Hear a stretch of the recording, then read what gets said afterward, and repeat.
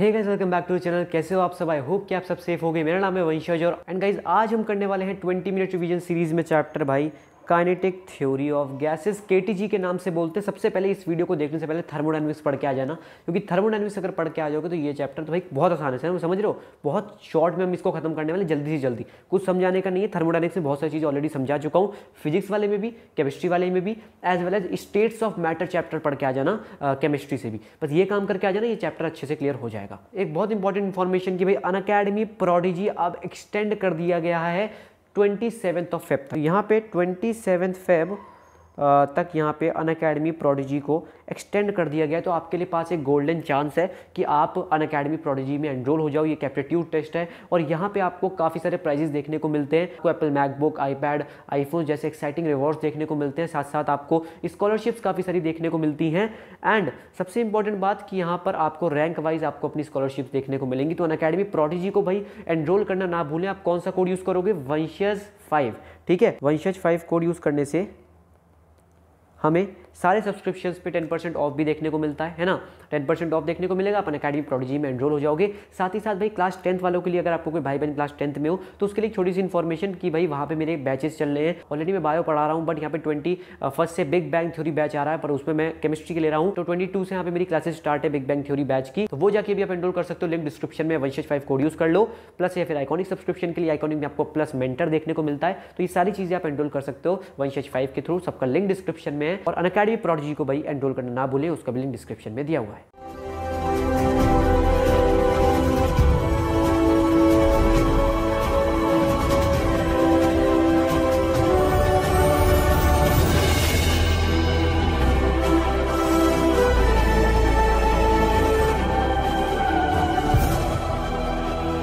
तो जो सबसे पहला हम केटीजी में पढ़ने वाले बहुत इंपॉर्टेंट है भाई गैस लॉस के बारे में। भाई क्या है गैस लॉस? हमने स्टेट्स ऑफ मैटर नाम के चैप्टर में पढ़ा था। बहुत जल्दी जल्दी निकालूंगा क्योंकि भाई आपको पता है बहुत आसान चीज़ है और मैं समझाता भी चलूंगा। देखो बॉयल्स लॉ में पता है इसमें पीवी कांस्टेंट होता है, या फिर मैं और आपने इसको इस प्रकार से भी सुना होगा भाई P1 V1 is equals to P2 V2, है ना। तो ये दो चीज़ें आपने बॉयल्स लॉ पढ़ा होगा, बट इसमें भाई क्या चीज़ कांस्टेंट रहती है? रुक जाओ, सबसे पहले मैं क्या याद रखना, देखो PV is equals to nRT तो था, है ना, ये याद रखो। तो मेन गैस लॉ है आपकी, मेन जो आपकी गैस इक्वेशन है ये हो गई, ठीक है। इसमें क्या है, देखो इसमें क्या है, मान लो P और यहाँ पे V में रिलेशन है, तो मतलब क्या कांस्टेंट होगा? जो इसके अलावा बचा हुआ वो है T, टेम्परेचर। मैंने स्टेट्स ऑफ मैटर में बताया था। तो मतलब यहाँ पे बॉयल्स लॉ के अंदर आपका टेम्परेचर जो है वो कांस्टेंट रहेगा। समझ गए ये वाली बात? समझे नहीं समझे? जिस चीज़ में रिलेशन आ रहा है उसके अलावा जितनी भी चीज़ें वो कांस्टेंट हो जाएंगी। तो देखो अगर मैं PV इक्वल्स टू nRT की बात करूँ तो अगर इन दोनों में रिलेशन है तो भाई R तो ऑलरेडी यहाँ पे कांस्टेंट है, तो इसलिए T जो है हमारा वो यहाँ पे टेम्परेचर जो है वो यहाँ पे कांस्टेंट होता है बॉयल्स लॉ के अंदर। बॉयल्स लॉ समझ में आ गई। अब चार्ल्स लॉ पे बढ़ जाए। देखो चार्ल्स लॉ में क्या रिलेशन है? V/T कांस्टेंट है। मतलब हमने इसको इस प्रकार से पढ़ा होगा, V1/T1 is equals to V2/T2, है ना। इस प्रकार से ही पढ़ा है हमने। तो इसमें क्या कांस्टेंट रहेगा? फिर से आप गैस इक्वेशन लिखो, PV is equals to nRT। अगर V और T में रिलेशन आ रहा है तो मतलब भाई बचा क्या? Only pressure. तो मतलब प्रेशर इज कांस्टेंट। समझ रहे हो नहीं समझ रहे? जिन लोग को ऑलरेडी पढ़ा होगा भाई स्टेट्स, इतना सब पूरा 11th का एंड आ गया, तो अपने बहुत सारी चीज़ पढ़ ली होंगी, तो आपको और अच्छे समझ में आ रही होगी बात, है ना। अब बात करते हैं गेलो-सेक लॉ की। गेलो-सेक लॉ में P/T कांस्टेंट है भाई, P/T कांस्टेंट, ठीक है। तो इसमें भी हम इस प्रकार से हमने सोचा होगा, लिखा हमने देखा होगा P1/T1 is equals to P2/T2, है ना। इसमें क्या चीज़ कांस्टेंट रहेगी? देखो फिर से लिखो PV is equals to nRT। इसमें देखो P एंड T में यहाँ पे हमारा रिलेशन आ रहा है, तो क्या कांस्टेंट बचा? V। तो इसलिए हमारा जो इसमें वॉल्यूम रहेगा वो हमारा कांस्टेंट रहेगा। हमें सारी चीज़ समझ में आ गई नहीं आ गई? बहुत आसान था, दोबारा एक बार देख लेना। ये बात बहुत ही आसान चीज़ थी। अब बात करने वाले हम एवोगैड्रोस लॉ की। इसमें भाई PV/T हम यहाँ पे सेम लेके चलते तो नंबर ऑफ मोल्स या नंबर ऑफ मॉलिक्यूल्स कह सकता हूँ वो यहाँ पे इक्वल हो जाते हैं, ठीक है। तो बस आपको याद रखना है। यहाँ पे जितनी मैंने गैस लॉज बताई इनके बारे में समझ लेना। इनके आप इक्वेशन देख सकते हो, P1 V1 is equal to P2 V2, V1/T1 is equal to V2/T2। इस प्रकार से जितनी भी चीज़ें आप देख लेना, ठीक है। Similarly grams law of diffusion की बात करूँ तो भाई इसमें क्या होता है जनरली? देखो इसमें क्या होता है, रेट ऑफ डिफ्यूजन जो होता है, इसको छोड़ो आप, देखो रेट ऑफ डिफ्यूजन जो होता है वो इन्वर्सली प्रोपोर्शनल होता है अंडर रूट मॉलिकुलर मास के। तो आपने ऐसा भी देखा होगा R1, इसको हटाते रुक जाओ, आपने देखा होगा R1/R2 is equal to under root M2/M1, M molecular mass of gas. इसको मैं लिख भी देता हूँ, ठीक है। इसमें अभी लिखा नहीं हुआ, देखो rate of 1 gas, rate of 2 gas is equal to under root mass of 2 gas mass upon 1 gas. तो ये जो फॉर्मूला होता है ये भी बहुत इंपॉर्टेंट फॉर्मूला है। तो यहाँ पर रेट ऑफ डिफ्यूजन या फिर इफ्यूजन कह सकता हूँ, उसका यहाँ पे ये फॉर्मूला हो जाता है। इसको याद रख लेना, ठीक है। डाल्टन्स लॉ की बात करें, देखो सारी ये चीज़ स्टेट्स ऑफ मैटर में ऑलरेडी बात हो चुकी है। फिजिक्स में इसका इंप्लीमेंटेशन ज़्यादा इतना बड़ा चैप्टर नहीं है, बट केटीजी थर्मोडायनेमिक्स एंड आपका ये थर्मल प्रॉपर्टीज, मैं देखो thermal properties and thermodynamics already करा चुका हूँ, है ना, तो उसको देख के आना। और ये चैप्टर बहुत ही कम आपका मैटर कर रहा होगा क्योंकि आपको ऑलरेडी सब चीज़ आ रही होंगी, ठीक है। डाल्टन्स लॉ देखो, डाल्टन्स लॉ में क्या होता है, जो आपका मेन प्रेशर होगा वो partial pressure of 1 plus partial pressure of 2 plus N, जितनी भी गैसेज उनका सबका पार्शियल प्रेशर ऐड अप कर दोगे तो आ जाएगा, ठीक है। तो टोटल प्रेशर क्या होता है, सम ऑफ पार्शियल प्रेशर होगी। स्टेट्स ऑफ मैटर पढ़ लेना, ये सब समझ में आ जाएगा, पार्शियल प्रेशर अच्छे से बताया हुआ है, ठीक है। अब देखो गैस इक्वेशंस की बात करते हैं, सीधी सी बात है जो मैं पहले ऑलरेडी कह रहा हूँ, PV is equals to NRT। यहाँ पे हम आइडियल गैस का सिनेरियो लेके चल रहे हैं, तो PV is equals to NRT। जब भी ऊपर से मेरे गैस लॉज वैसे ही लर्न कर सकते हो। काफ़ी लोग यहाँ पे कंफ्यूज होते हैं कि भाई मैं क्या बॉयल्स लॉ में क्या कांस्टेंट रहेगा, चार्ल्स लॉ में क्या, रट के जाते हैं। बट अगर गैस लॉ याद होगी है ना, ये अगर आइडियल गैस इक्वेशन याद होगी तो इससे काम हो जाएगा, ठीक है। सिमिलरली देखो P1 V1 हमें याद था upon T1 is equals to P2 V2 upon T2। तो ये पूरी चीज़ आप याद रख लेना, बहुत इंपॉर्टेंट चीज़ है। इन दोनों से फॉर्मूले आने ही आने हैं। देखो स्टेट्स ऑफ मैटर में नहीं आया तो यहाँ पे आ जाएगा, तो ये क्वेश्चन वेरी वेरी इंपॉर्टेंट है। आई होप कि आपको ये चीज़ समझ में आ गई हो। और भाई यहाँ पे डेंसिटी की फॉर्म में होता है P is equals to DRT/m करके, ठीक है। जो डेंसिटी के रिस्पेक्ट में उसके रिलेशन में फॉर्मूला होगा वो होगा P is equals to DRT/m, ठीक है। तो ये दो जो फॉर्मूले हैं ये बहुत इंपॉर्टेंट फॉर्मूले, इसको याद करके जा सकते हो। m इज द मास हो गया, m is the molar mass हो गया, और मैंने यहाँ पे d ले लिया सिर्फ डेंसिटी, तो उससे याद कर सकते हो। अगर मैं बात करूँ 1 मोल ऑफ गैस की तो PV is equals to RT, क्योंकि देखो PV is equals to NRT था ना, तो अगर n में 1 ले लूँ तो भाई n तो हट जाएगा, तो सीधा क्या हो जाएगा, PV is equals to RT। तो ये बात समझ में आ गई, ठीक है। अब देखो यहाँ पे कुछ कॉन्स्टेंट है जिसकी वैल्यूज याद करना चाहो तो कर सकते हो, जैसे बोल्ट्जमैन कॉन्स्टेंट हो गया, ठीक है, इसकी वैल्यू ये रही। एवोगैड्रोस नंबर की तो भाई पहले से बचपन से याद है, 6.02 × 10⁻23, ये देखो 23 देखो ऊपर है ना, ये यहाँ लिखा हुआ नीचे, ठीक है। सिमिलरली गैस कांस्टेंट भी याद रख सकते हो, ठीक है, मैंने ऑलरेडी बता चुका था स्टेट्स ऑफ मैटर में, मैंने गैस कांस्टेंट बता दिया था, इसकी वैल्यूज तो याद करनी है, ठीक है। अब एवरेज काइनेटिक एनर्जी की बात कर लेते हैं ऑफ गैसेस, ठीक है। अब देखो जो एवरेज काइनेटिक एनर्जी में जो काइनेटिक एनर्जी है ट्रांसलेशन मोशन की किसी भी आइडियल गैस की बात कर रहा हूँ, तो वो उसके टेम्परेचर पे डिपेंड कर रही होती है। अब इसका फॉर्मूला अगर हम बात करें तो भाई बहुत इंपॉर्टेंट है। और जो काइनेटिक एनर्जी होती है ये किस में मेजर हो रही होती है, जूल्स में मेजर हो रही होती है। तो ये तो दो बात थ्योरी वाली चीज़ें हैं, बट इसका फॉर्मूला देख लेते हैं एक बार। तो kinetic energy of 1 gram of gas का डायरेक्टली फॉर्मूला, इससे डायरेक्टली क्वेश्चन आता है 3/2 RT/m, ठीक है, 3/2 RT/m, ठीक है।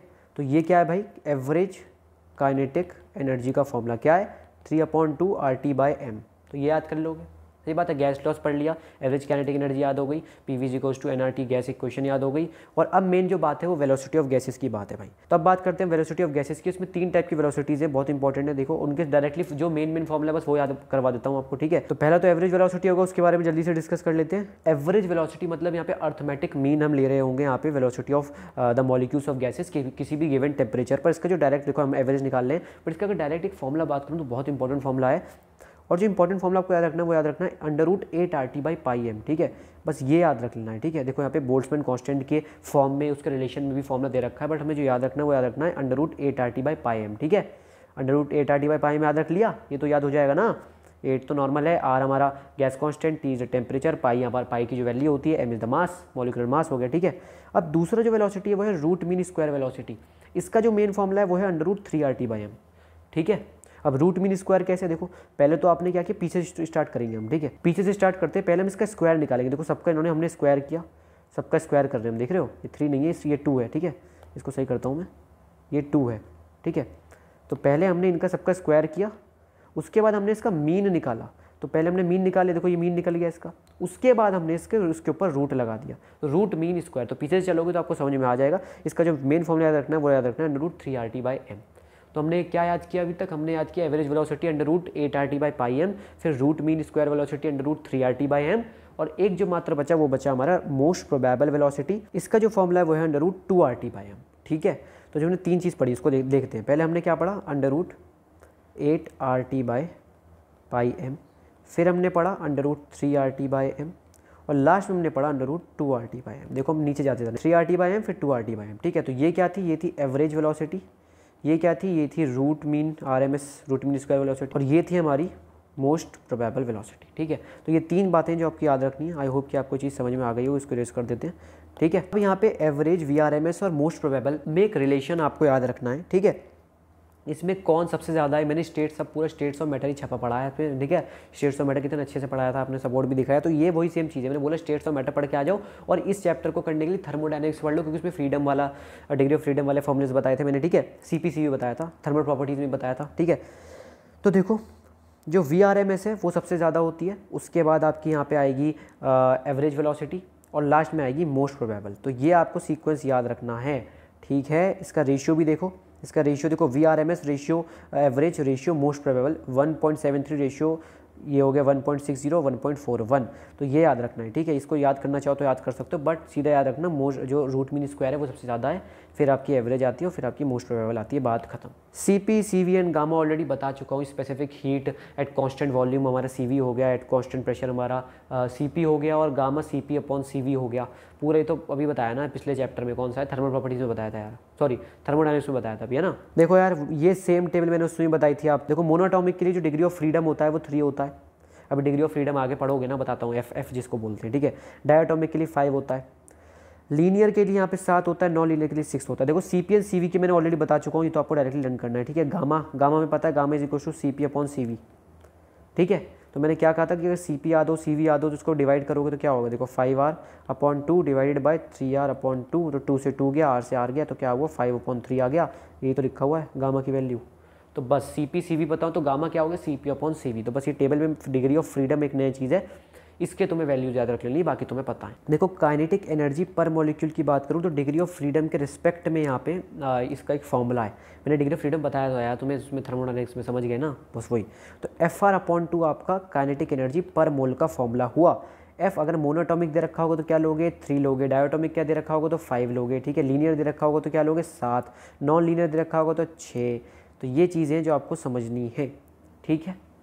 वैल्यूज पुट करोगे तो काइनेटिक एनर्जी पर मोल का तुम्हारा आंसर निकल के आ जाएगा, ठीक है। अब molar specific heat at constant volume देखो CV का, अब बहुत इंपॉर्टेंट है, देखो CV एंड CP का फॉर्मूला है विद डिग्री ऑफ फ्रीडम के रेस्पेक्ट में। तो CV का फॉर्मूला क्या हुआ, FR/2, ठीक है। क्या हुआ, FR/2। अब अगर मैं बात करूँ CP का, तो CP का फॉर्मूला क्या हुआ, R ब्रैकेट में F/2 + 1, ठीक है। तो तुम्हें क्या याद रखना है, तुम्हें पता है gamma is equal to CP/CV।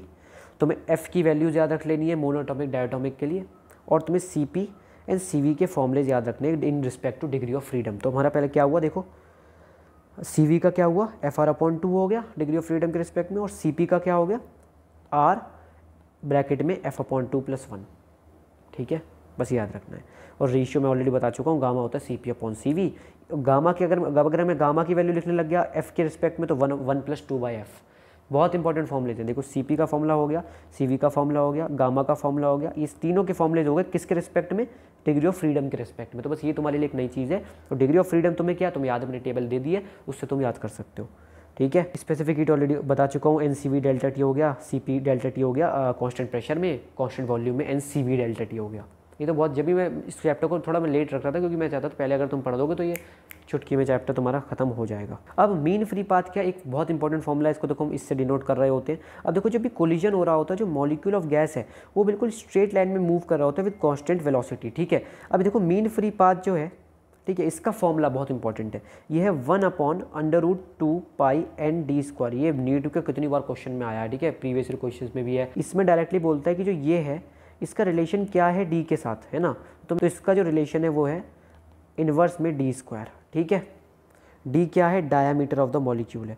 तो बोलता है कि भाई आपका जो मीन फ्री पाथ है उसका रिलेशन क्या है डायामीटर ऑफ मॉलिक्यूल के रिस्पेक्ट में, तो inversely proportional to square of diameter of molecule, ठीक है।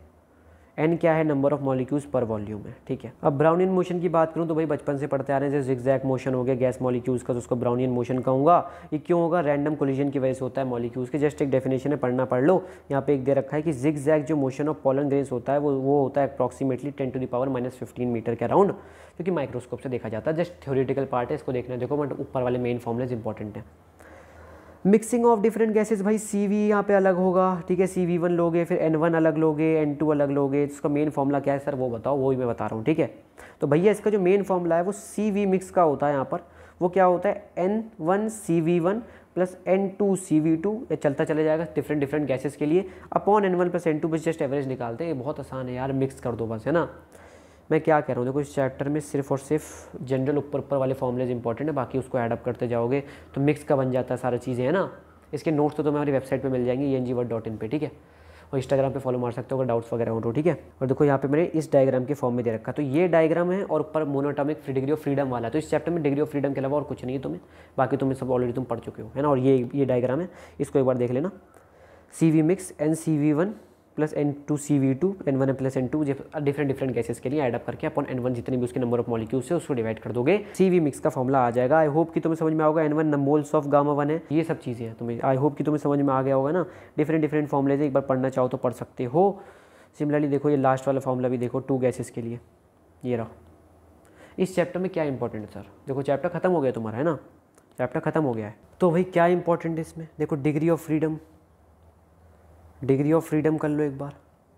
डिग्री ऑफ फ्रीडम इंपॉर्टेंट है, और क्या स्पेसिफिक हीट CP हो गया, CV हो गया, गामा हो गया, इनका रिलेशन हो गया डिग्री ऑफ फ्रीडम से, बस यही इंपॉर्टेंट है। बाकी तुम्हें मैं सब थर्मल प्रॉपर्टीज़ इन सब में पढ़ा चुका हूँ। देखो जो तुम्हारा थर्मल प्रॉपर्टीज़ है, तुम्हारा थर्मोडायनेमिक्स है, और तुम्हारा जो KTG है, ठीक है, ये मिल के एक यूनिट बनाता है, अगर मैं KTG से बोलूँ खासकर से क्वेश्चन देना है तो भाई वो थोड़ी दिक्कत हो जाएगी, बट अगर तुम तीनों चैप्टर पढ़ोगे तो वो ज़्यादा इंपॉर्टेंट है। मैंने KTG का काफ़ी कंसेप्ट तुम्हें थर्मल प्रॉपर्टीज एंड थर्मोडायनेमिक्स में ऑलरेडी करा चुका हूँ, इसलिए छोटा चैप्टर था, समझ गए। आई होप कि तुम्हें ये वीडियो पसंद आई होगी। इस वीडियो को लाइक करो, चैनल को सब्सक्राइब मारो। अगर कोई डाउट हो तो इंस्टाग्राम पे फॉलो मार के तुम मुझे DM कर सकते हो। एंड पेड म्यूजिक स्ट्रेस के लिए आप मेरे भाई को फॉलो कर सकते हो, रिदम सेक्शन है, उसका भी इंस्टाग्राम का लिंक डिस्क्रिप्शन में है, ठीक है गाइस। मिलते हैं किसी के साथ एक नए चैप्टर के साथ, जब तक के लिए stay blessed, good bye, bye bye. छोटा चैप्टर था जानता हूँ, बट ये सच में ही छोटा चैप्टर था, इसलिए मैं लेट ला रहा था इसे। समझ में आ गया होगा, पहले वाले चैप्टर पढ़े होंगे तो और अच्छे से आ गया होगा, ठीक है। PDF तो मिल जाएगी वेबसाइट पर। जल्दी गाइस किसी नई वीडियो, जल्दी stay blessed, good bye, bye bye.